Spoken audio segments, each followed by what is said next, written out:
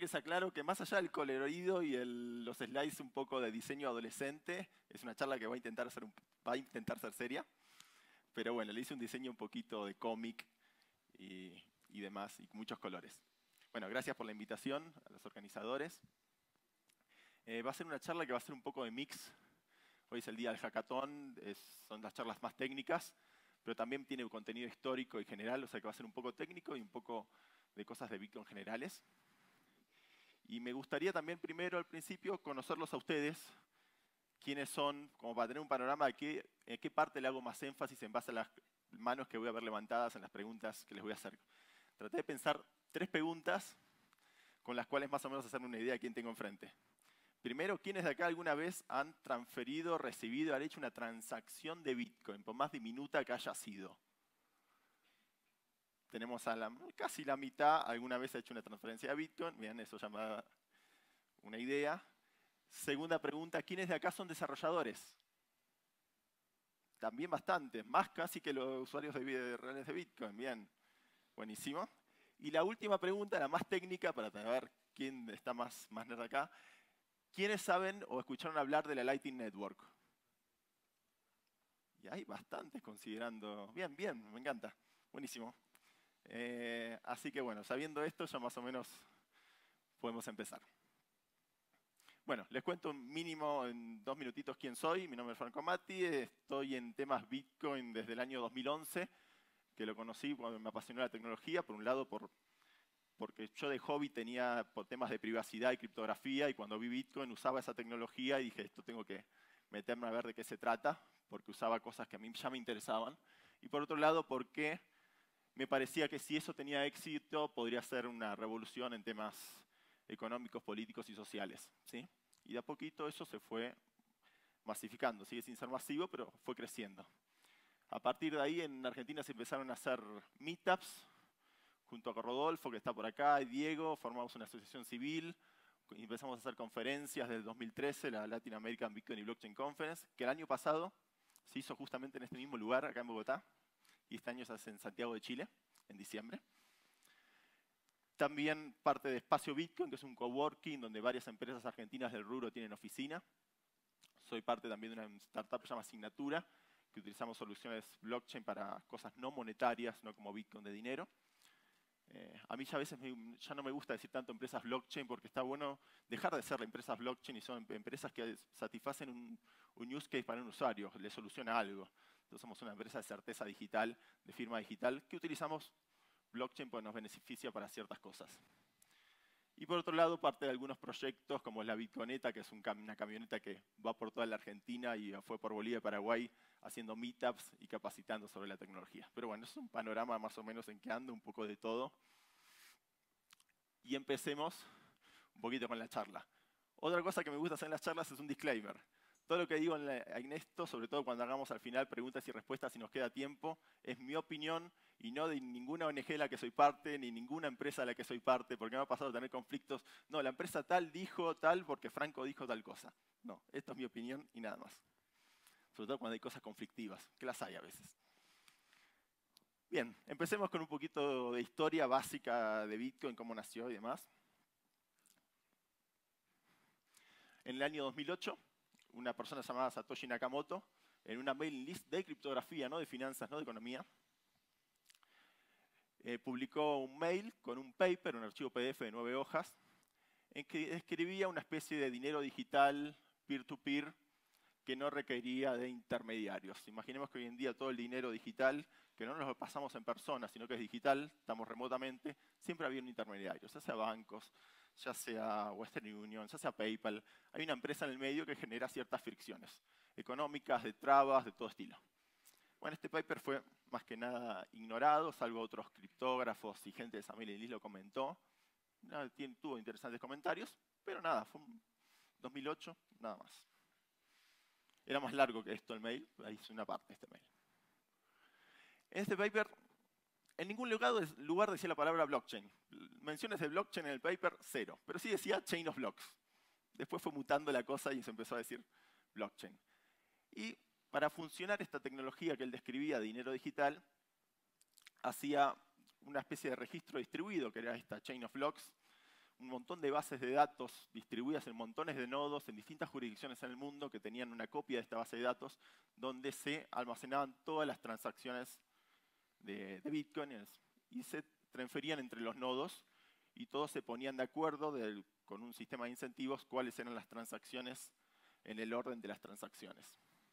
Y ni siquiera quienes tenían copia de esa base de datos podían modificar la base de datos, porque si ellos modificaban la base de datos, por ejemplo, inventándome a mí mismo, pongámosle 100 bitcoins en esa base de datos, el resto de los nodos se daban cuenta que esa base de datos estaba alterada y entonces me rechazaban mis transacciones, ¿sí? Porque era distinto la base de datos del resto. Obviamente, para quienes entienden de esto, lo estoy resumiendo de una manera extrema total, es mucho más complejo, pero bueno, una idea básica se podría decir así.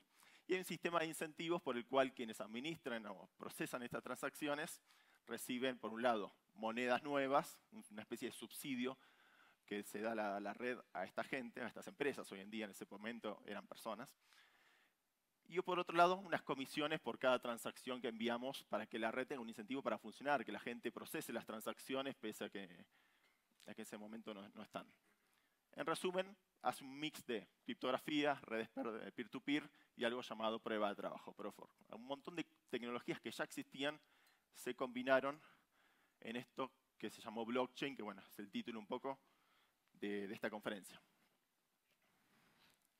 Unos 3 meses después, más o menos, la misma persona, la misma mailing list, Satoshi Nakamoto, manda otro email anunciando que las ideas de ese paper las desarrolló, las programó, y acá tienen un software para que cualquiera lo pueda descargar, donde podían probar esa tecnología. Este es el mail, que también tuvo bastantes comentarios, gente que lo bajó, gente que lo empezó a probar, y con el precio no existía en ese momento, era cero, eran tokens de juguete. Y un poquito así empezó. Esa fue la versión 0.1 de Bitcoin. En este software se cuantifican cosas que en el paper no estaban. O sea, el paper no decía que iba a haber 21 millones de monedas, que iban a ser 50 nuevas monedas cada 10 minutos, que iba a haber cada 4 años una reducción de las monedas. Eso estaba en el software. Y eso es algo bastante particular de Bitcoin, que genera mucho debate político a veces en Bitcoin, que el Bitcoin no está definido el protocolo, sino que el protocolo es el software, ¿sí? Que son 21 millones de monedas lo dice el código, no lo dice el paper, no hay una hojita que nos define esas cosas, ¿sí? Y eso da un montón de debates, pero bueno, ya son cosas más avanzadas. Pero bueno, se definieron cosas en el software, no en el paper. Esta es la primera versión, esta es una captura de la primera versión, que la pueden conseguir. En realidad esta no es la primera, es la 0.1.1. La pueden bajar y probar, no funciona por un montón de cosas, pero al menos la interfaz la pueden ver. Estaba hecha en C++, solo una versión en Windows, Win32, 32 bits. El fuente Satoshi Nakamoto lo puso en SourceForge, disponible para que cualquiera lo pueda descargar, y con una licencia del MIT. Es una licencia muy permisiva, que cualquiera podía modificarlo, y al modificarlo además esas modificaciones no ser abiertas, e incluso podrían tener fines comerciales esas modificaciones. O sea, uno no estaba atado, podría realmente usar ese código para lo que quiera, y de hecho eso empezó a pasar. Algunas cositas de esta versión 0.1 más son casi anecdóticas, pero para las cosas técnicas que a mí me parecieron muy interesantes. Primero que la versión 0.10, que es la del mail que les mostré hace un ratito, no la van a encontrar en ningún lado. Sí, la versión más vieja que van a encontrar es la 0.1.1. Es una pena porque estaría bueno que la versión histórica, la primera, se lo podamos conseguir. Hay teorías conspiranoicas del tema de por qué no está. Algunos dicen que no está porque esa versión delataba ciertas cosas de Satoshi, entonces la sacó y nunca más la pusieron online. No se sabe, la cosa que no la van a conseguir.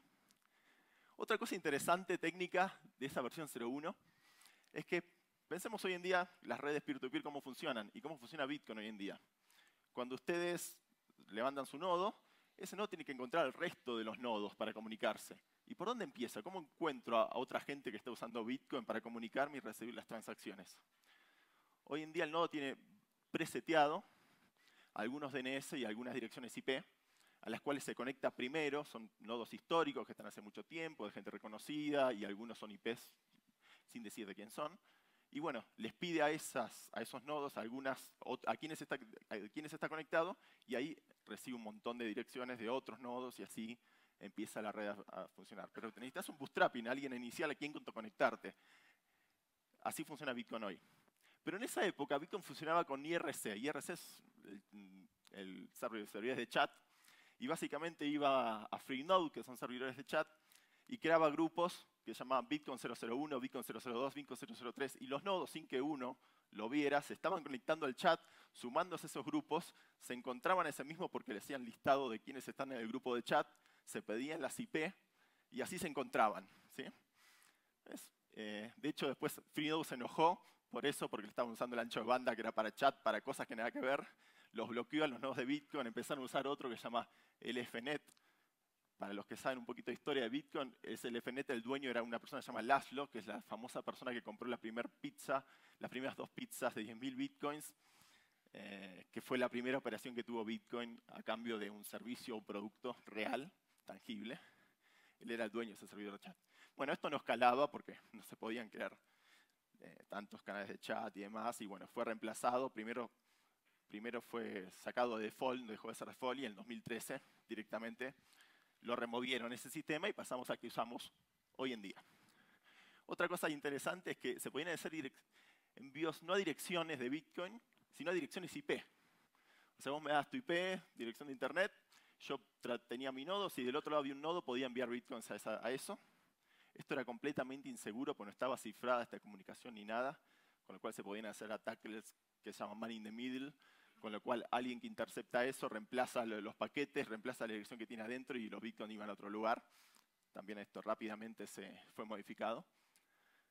Y bueno, desde ya este monedero ni siquiera estaba cifrado, la wallet, no había contraseña, no había todo el gran debate de Bitcoin técnico de tamaño de bloque, no tenía ningún tamaño de bloque, podrían ser infinitamente altos, grandes. No existían direcciones multisig, scripts, ni hablar de Segwit y cosas que tenemos hoy en día. Tiempo después, se genera una comunidad que empezó a construir sobre ese software. Satoshi Nakamoto desaparece en diciembre de 2010.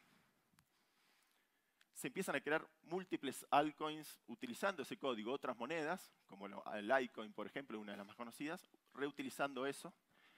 De hecho, hay distintas metodologías de los forks de software de monedas. Por ejemplo, Litecoin funciona que cada vez que sale una nueva versión de Bitcoin, hoy en día tienen un patch set que aplican al código de Bitcoin, entonces es fácil actualizarse y todo lo que se agrega en Bitcoin generalmente se agrega en Litecoin, en Vercoin. O sea, simplemente agregan a una nueva versión de Bitcoin algunas modificaciones y ahí tenemos Litecoin. Y otros forks como Zcash, que es otra moneda, creada por una empresa, una empresa específica, lo que hace forqueó una vez el código y de ahí en más empezó a construir de ahí en más y sin fijarse en cómo va cambiando Bitcoin en la historia. ¿Sí? Son dos formas que se usan mucho de formas distintas de manejar los forks y nuevas monedas. A medida que pasó el tiempo empezaron a surgir nuevos software, nuevos nodos. Al nodo original creado por Satoshi se le empezó a llamar Satoshi Client, como para decirles qué Bitcoin es el Satoshi Client, que les mostré en la captura. Después Satoshi lo llamó simplemente Bitcoin a ese software. Después una persona, un holandés llamado Vladimir van der Laan, que es una persona muy activa y uno de los principales core developers de hoy en día, creó algo que se llama Bitcoin Qt, que básicamente al código de Bitcoin lo permitió que pueda funcionar en Mac, en Linux y hacer una interfaz gráfica utilizando este framework que pueda servir en un montón de sistemas operativos. Y ahí mejoró un poquito más el software. Y después a este Bitcoin Qt, que la verdad era un nombre muy malo porque estás describiendo un framework que estás utilizando, lo estás poniendo como el nombre de software, la verdad que el nombre era muy malo, y se empezó a llamar Bitcoin Core, que es el software principal hoy en día o la implementación de referencia de Bitcoin.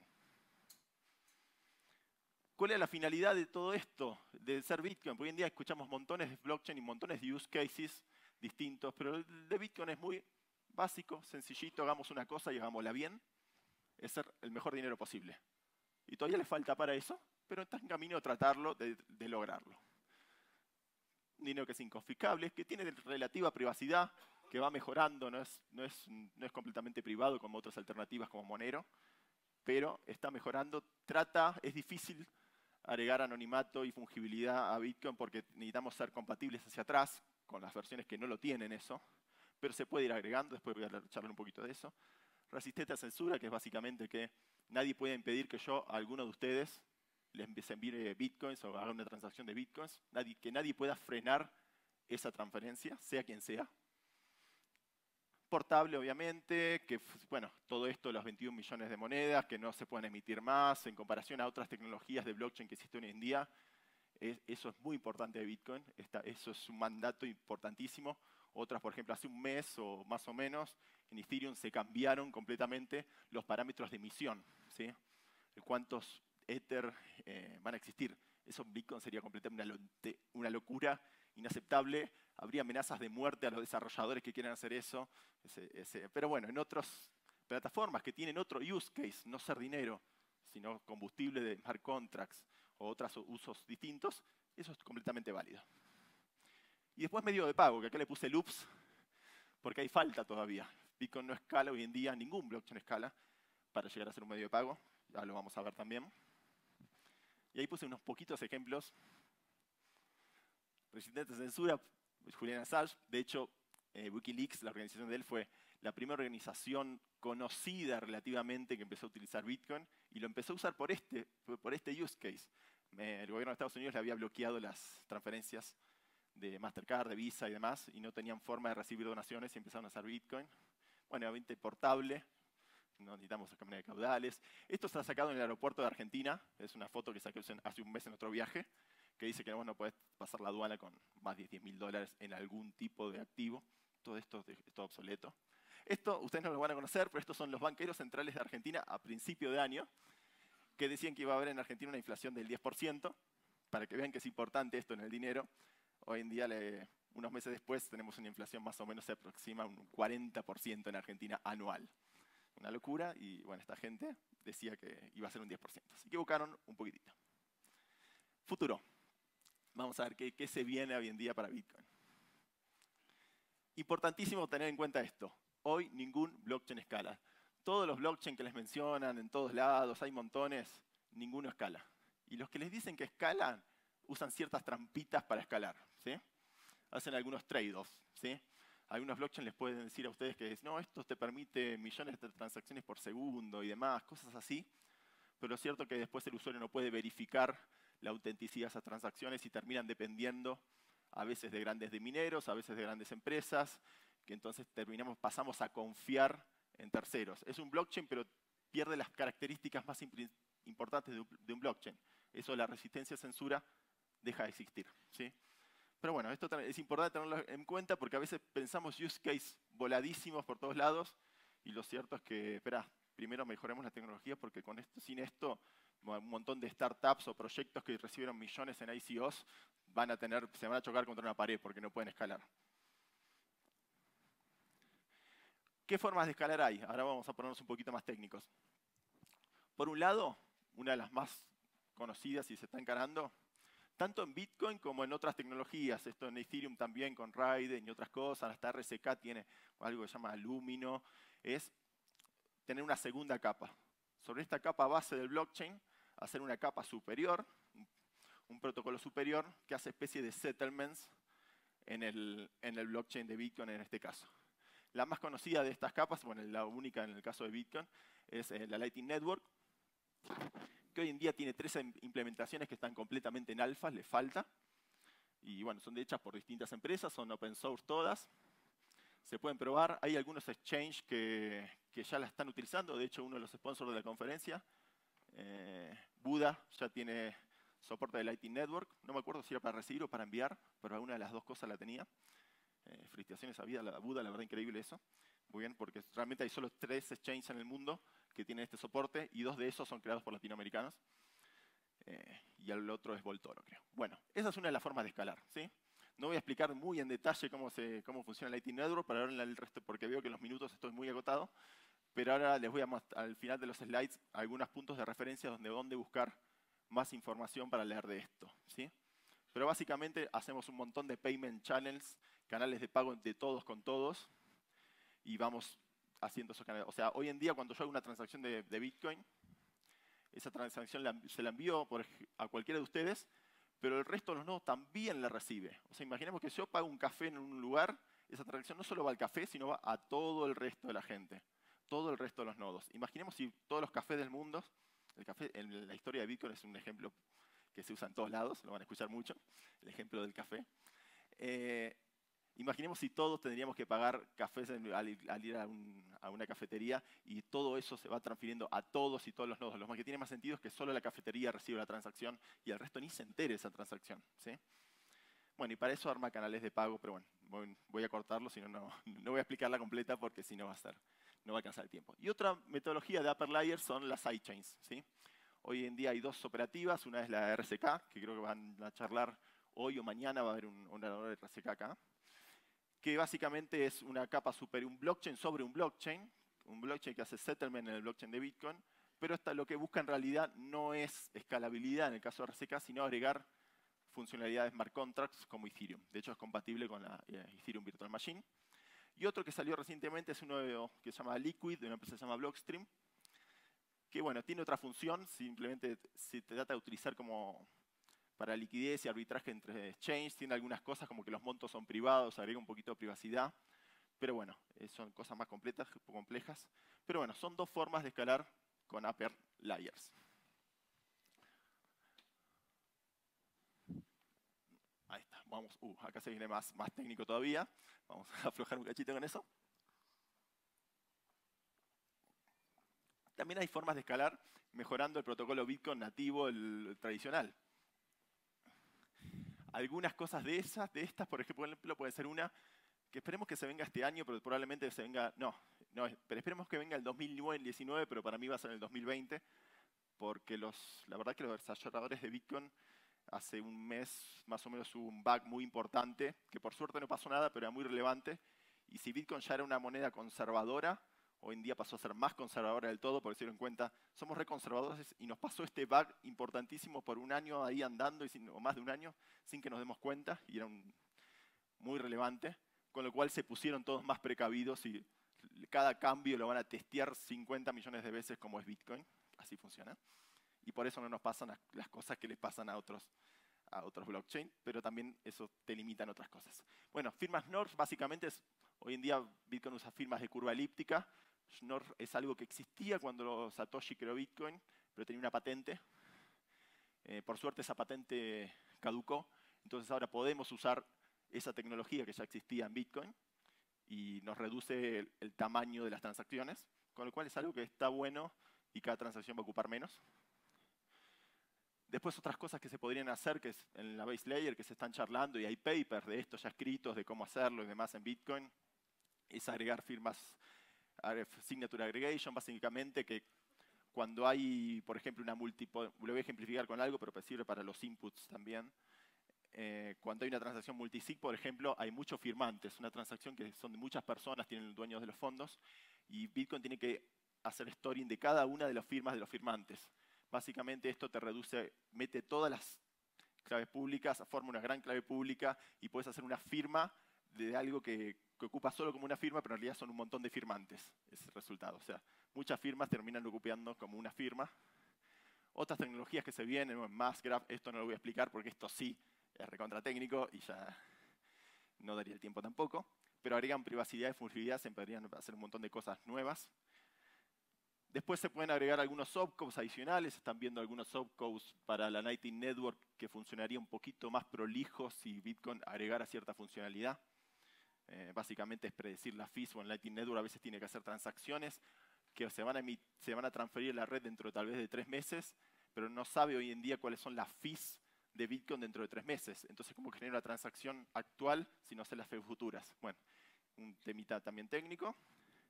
Y algo de las sidechains que nombré antes, de RSK y Liquid, se beneficiarían con algo que se llama un opcode, que te permita no hacer una federación, también es muy técnico, pero hay cosas que se pueden agregando. Y esto se está haciendo, ¿sí? Y ahora les voy a decir cómo encontrar más información de eso. Y quiero que haya preguntas y respuestas, así que voy a acelerar.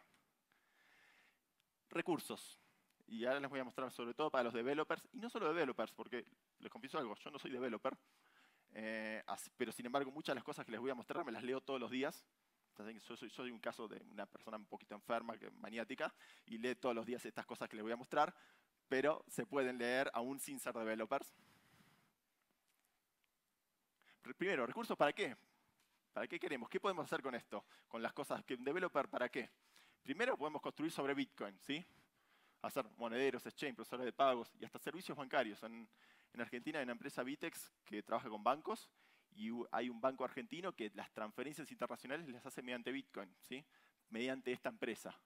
En vez de usar SWIFT, compran Bitcoins en Argentina, se envían a otro país, en ese otro país se venden en otros exchange de ese país y llegan a la cuenta bancaria de la otra empresa, todo haciendo Know Your Customer y demás como le gusta al gobierno. Y todo perfecto, legal, todo bien, y son servicios bancarios, básicamente, utilizando Bitcoin. Por más que algunos bitcoiners digan, bancos, no, matemos a los bancos y demás. Pero no, lo cierto es que las cosas se machean y se empiezan a usar así. Y sin cosas muy voladas, porque la verdad que en blockchain hoy en día escuchan cada use case extraño, no sé cuántas veces en mi vida escuché ya el caso de las historias clínicas en blockchain, que alguien me lo explique, porque no sé cómo sería, pero hay montones de use cases volados y bueno, estas son cosas más sensatas. Simplemente Bitcoin quiere ser dinero, buen dinero y nada más que dinero, ¿sí? Y otras cosas es colaborar con el protocolo de Bitcoin mismo, ¿sí? Hoy en día los Bitcoin Core Developers, si bien algunos son de algunas empresas, la otra mitad son gente que lo hace de puro hobby y desarrolla. Pensemos que Bitcoin no tiene una fundación o corporación, no sé, fundación podría ser Ethereum, corporación podría ser Zcash, que es una empresa. Bcash tiene un minero que la creó, que se llama Bitmain. No tiene una DAO como tienen otras monedas. O sea, no hay nadie que dirija y solvente el desarrollo de Bitcoin, investigación, desarrollo. No tuvo una ICO, no tuvo preminado. O sea que la verdad que Bitcoin es gente que le pone buena onda y ganas. Y también empresas que creen que en esta tecnología se pueden montar sobre esta tecnología y destinan recursos a algo que después lo van a utilizar competidores de ellos también, ¿sí? Un poquito en ese sentido podemos verlo más como Linux, ¿sí? Donde empresas como Red Hat es una empresa, pero tiene desarrolladores que trabajan en Linux, por más que esos desarrollos los va a aprovechar un competidor, ¿sí? Pero bueno, esos serían los recursos. ¿Para qué? Algunas librerías y wrappers, no voy a explicar cada una, pero bueno, para trabajar sobre Bitcoin pueden usar directamente la wallet original, el nodo de Bitcoin original, y tiene procedimientos con los cuales pueden llamarlos y utilizar ese nodo, y que pedirle bloques, enviar una transacción y demás tipo de cosas. Tenemos cosas como Bitcoin, que es un full node, es uno de los pocos que es realmente un full node completo, hecho en JavaScript y Node. Y después librerías que hacen algunas partes de Bitcoin, generalmente, pero no todas. E incluso algunos que son wrappers, simplemente. Es una librería que te permite utilizar los RPC de Bitcoin, de una manera amigable para el desarrollador, sin tener que llamar al nodo, sino dando funciones y nada más, ¿sí? Bueno, hay para todos los lenguajes y demás. Esto no es un error, figura Electrum. Electrum es una wallet en realidad, que está hecha en Python, un monedero, pero esa wallet tiene un montón de librerías que la verdad que están buenísimas y se pueden usar. Sigamos. No, me pasé. Otra cosa, si quieren aprender, sobre todo de developers, pero también no developers, es fijarse en el GitHub de Bitcoin y fijarse los cambios que van a hacer. Cada vez que hay una nueva modificación la van a ver acá, se meten acá y empiezan a ver qué hay ahí adentro y van a ver tremendos debates para cada mover una coma. Pero Bitcoin es así. Y bueno, va a haber charlas de cada modificación, si conviene hacerla, por qué no conviene hacerla, qué riesgos tiene hacerla, testings y bueno, un montón de cosas, pero se aprende leyendo eso. Aunque no entiendan a veces todo, se aprende un montón. Y ahí tienen la URL. Mailing list de Bitcoin, hay una mailing list donde se charlan mejoras de protocolo, propuestas de Bitcoin, también de Lightning Network. Ahí están las URLs de la de Bitcoin y la de Lightning Network. De hecho, una vez que se familiarizan con esto, van a ver que las dos comunidades son muy distintas entre sí. Pese a que los dos quieren que Bitcoin sea un éxito y hacen lo mejor por Bitcoin, la de Bitcoin es como mucho más privacidad y mucho más gente que ni siquiera le conocemos la cara. Por ejemplo, este Vladimir Vardendar holandés que les conté hace un ratito, busquen la foto de él y no la van a encontrar en internet, pese a que es una de las personas más importantes en Bitcoin. El timer me dice que ahora se me acabó el tiempo, me quedan 7 minutos y de pronto pasó a 0. Lo voy a ignorar y tengo 7 minutos como decía eso. Bueno, una importante, si no tienen tiempo en sus vidas, como la mayoría de ustedes no van a tener tiempo para todo lo que leer las cosas que dije yo, esta es una que se las recomiendo muchísimo, y sobre todo a los developers y quienes quieren tener la tecnología. Es suscribirse a esta newsletter. Todos los martes les va a llegar un mail, o la pueden ver por web también, Bitcoin Update. Básicamente te hace un resumen semanal de lo que les conté recién.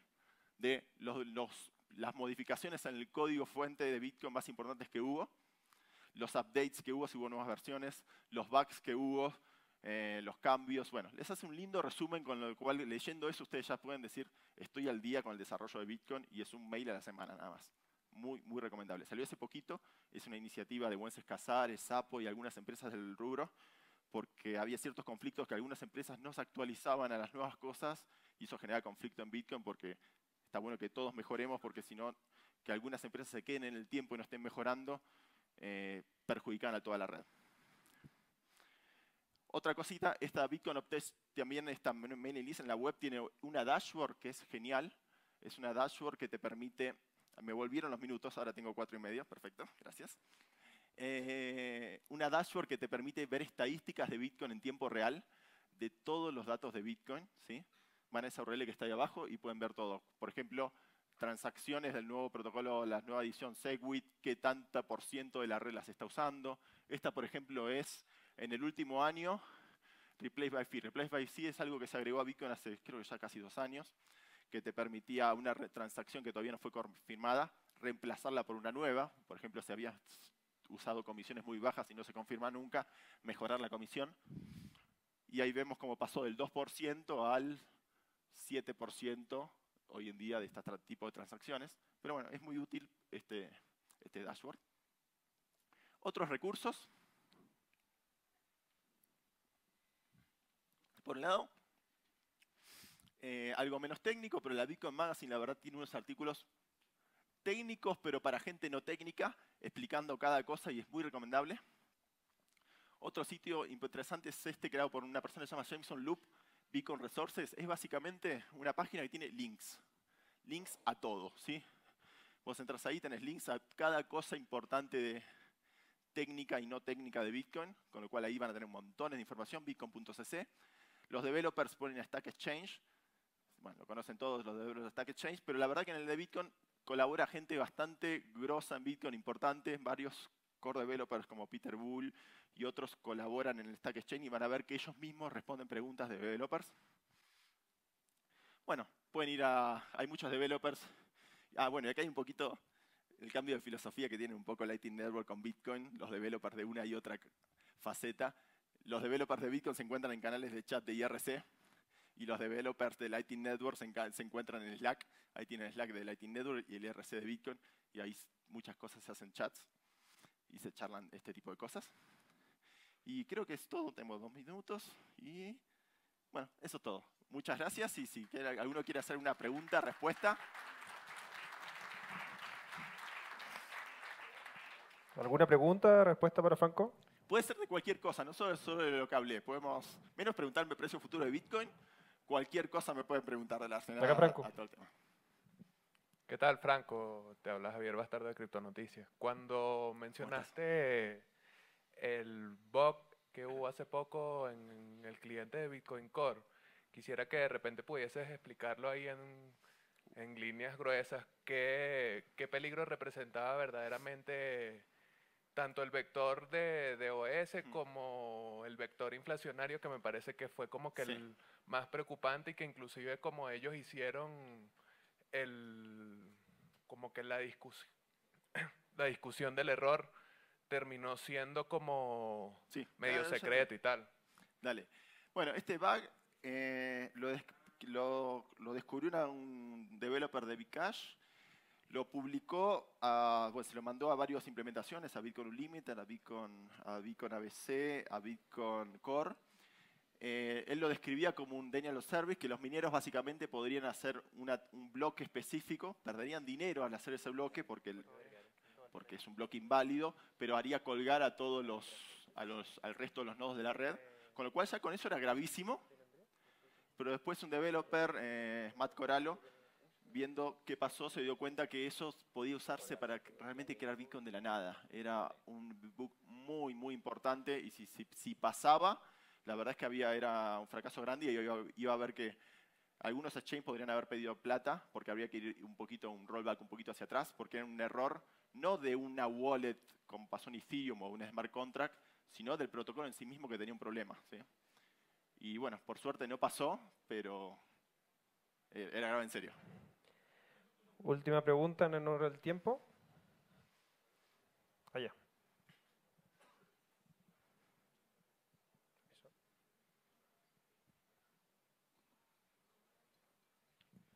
Hola, buenos días, Franco. Buenos días a todas las personas aquí.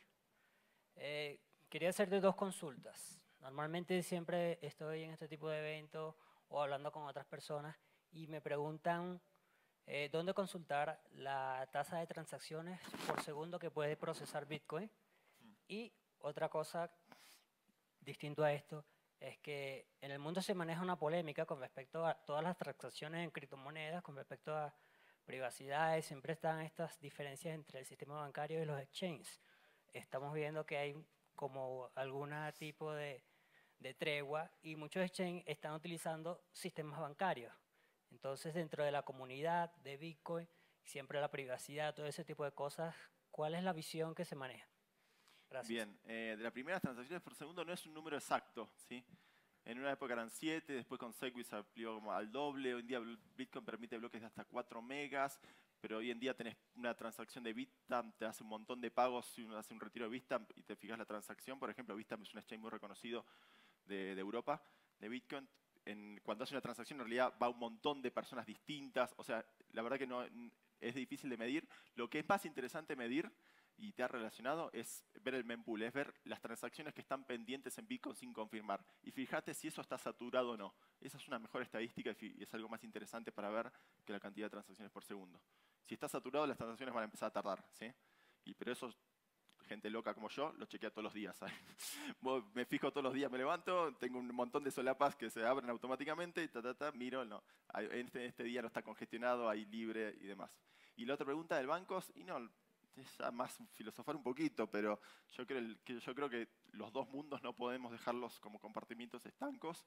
La verdad que la necesidad de interrelacionarse tiene. Yo soy 100% Bitcoin y no tengo cuenta bancaria y cosas así, pero la verdad que la mayoría de la gente no puede vivir de esa forma y necesitan alguien que haga interfaz entre los dos mundos. Y para eso están los exchanges y las fricciones que hay.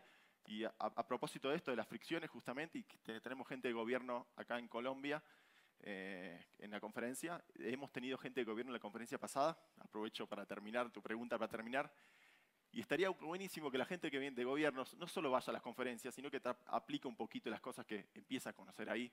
¿No es cierto que hoy en día ningún exchange en Colombia puede operar porque hay una directiva gubernamental que les dice a los bancos que no pueden intermediar con exchange de Bitcoin, ¿sí? Y exchange como Buda, que acá está, hizo un montón de inversión y demás, y lo cierto es que no pudo operar. Opera en Argentina, en Brasil, en Uruguay, en Chile, y en Colombia no puede, ¿sí? Estaría un poquito bueno que también como usuarios empiecen a presionar un poco a los gobiernos para decir, Colombia se está quedando fuera de esto porque nos están trabando. El resto de Latinoamérica está pudiendo hacerlo y en Colombia no se puede, ¿sí? Así que bueno, como para terminar, esa me sirvió tu pregunta. Así que bueno, muchas gracias a todos. Muchas gracias, Franco, por su presentación.